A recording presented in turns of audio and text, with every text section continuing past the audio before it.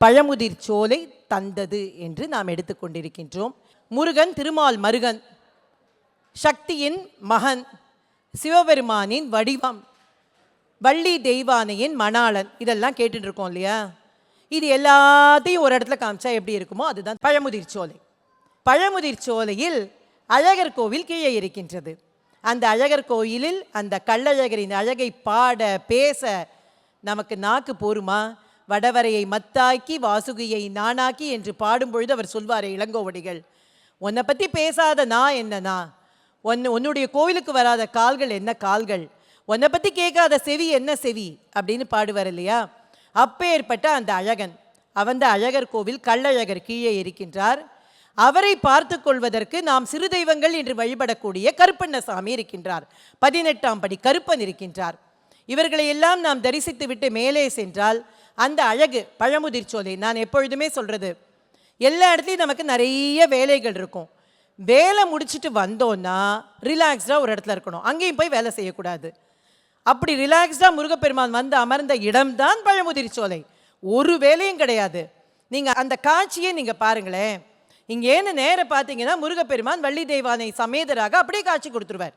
காரில் போய் அப்படி இறங்கினா நேராக அங்கே வந்து நேர சேவற்கொடியை பார்த்தால் நேரே முருகப்பெருமான் வள்ளி தெய்வசேனா சமேதராக காட்சி தருவார். அப்பேற்பட்ட இயற்கை சூழல் நிறைந்த அந்த ஊர் பழமுதிர் சோலை. நாம் எங்கேயான குழந்தைகளை கூட்டிகிட்டு போகணும், ஆனால் அந்த குழந்தைகளுக்கு போர் அடிக்கக்கூடாது. அதே நேரத்தில் என்னம்மா பில்கிரிமேஜ் நீ போயிட்டு வாமான்னு சொல்லாமல் நம்மளோட வரணும்.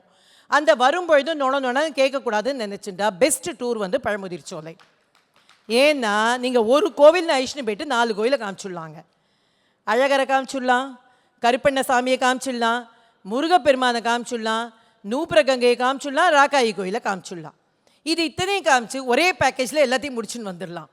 அப்படி நீங்கள் வந்தால் அவங்களுக்கும் நீங்கள் வந்து ஒரு வைணவம் சைவம் எல்லாத்தையும் காமிச்சதா ஆகும். இருக்கட்டும். இப்படி நாம் முருகப்பெருமானை பழமுதிர் சோலைக்கு வந்து தரிசனம் செய்ய வருகின்றோம். அந்த முருகனினுடைய அழகு எப்படி அப்படின்னு சொன்னால், அவர்கள் சொன்னது போல்தான் முருகனினுடைய இரு பக்கமும் தேவியர். வலதுபுறம் வள்ளி, இடதுபுறம் தேவசேனா. வலதுபுறம் வள்ளியின் கையில் தாமரை மலர், இடதுபுறம் தேவசேனாவின் கையில் நீலோத்பலம்.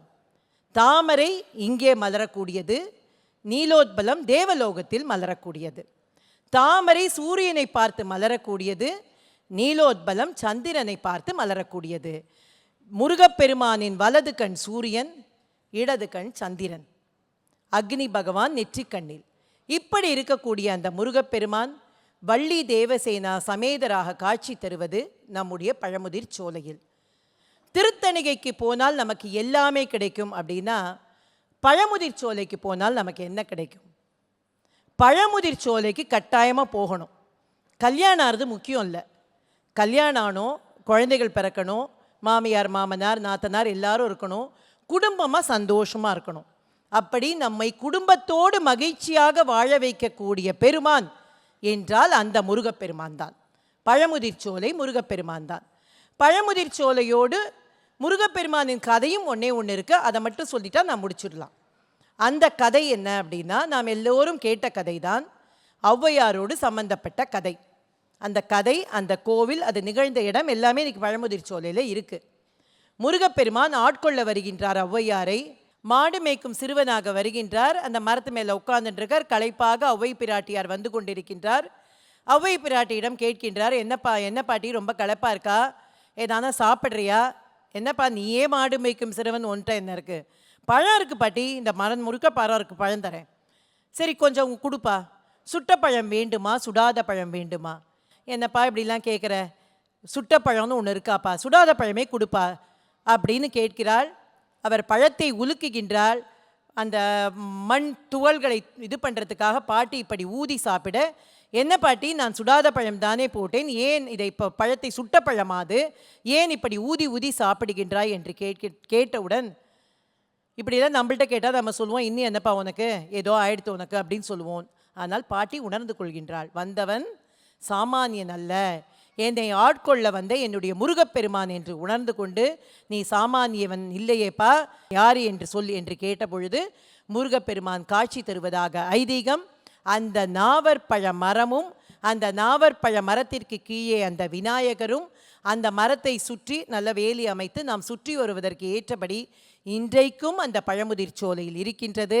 அப்பேற்பட்ட அந்த சுனை நீரும் நூப்புர கங்கையும். இன்னும் ஒரே ஒரு சின்ன விஷயம் என்னென்னா, அந்த நூப்புர கங்கையில்தான் மலையத்வஜ பாண்டியன் தினமும் சென்று ஸ்நானம் செய்து வந்து தன்னுடைய அதாவது கங்கையை வரவழைத்து அங்கே ஸ்நானம் செய்தாராம். அப்படி மீனாட்சி திருக்கல்யாணத்திற்கு காரணமாக இருந்த மலையத்வஜ பாண்டியன் ஏற்படுத்தி கொடுத்த நூப்புர கங்கை அங்கே இருக்கின்றது. இப்படியாக ஒரு காட்சி தந்த அந்த திருத்தலம் நம் அனைவருக்கும் நம்முடைய இக பர சுகங்களை அவர் சொன்னது போல் முருகப்பெருமான் மாத்திரம்தான் இகத்திற்கும் பரத்திற்குமானவன். இக சுகங்களையும் அருளக்கூடியவன், பரலோகத்தில் நமக்கு மோட்சத்தையும் அளிக்க வல்லவன். அவனுடைய கழல்கள் என்பது நமக்கான மோட்சத்திற்கான பாதையை காட்டக்கூடியது. அவனுடைய கண்கள் என்பது கருணையை காட்டக்கூடியது. அப்பேற்பட்ட முருகப்பெருமானை இந்த நன்னாளில் வணங்கி உங்கள் அனைவருக்கும் எங்களுடைய நன்றியையும் வாழ்த்துக்களையும் தெரிவித்துக் கொள்கின்றேன். வெற்றிவேல் முருகனுக்கு.